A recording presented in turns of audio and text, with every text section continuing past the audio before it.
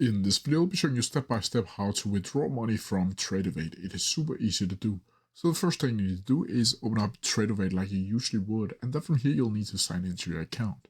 Once you've done all that, you'll need to go up here and make sure that you have some equity inside of your account, or else you will not be able to withdraw your money. From here, it should look something like this, where you'll need to go up to application settings and down to accounts.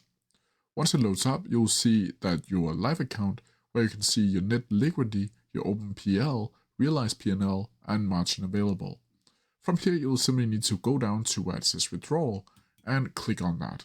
And then from here, you'll need to add in your bank account details if it's first time you have ever done it, and click withdraw how much money you want to withdraw. From here, it can take a couple of business days to actually get the money over to your bank account.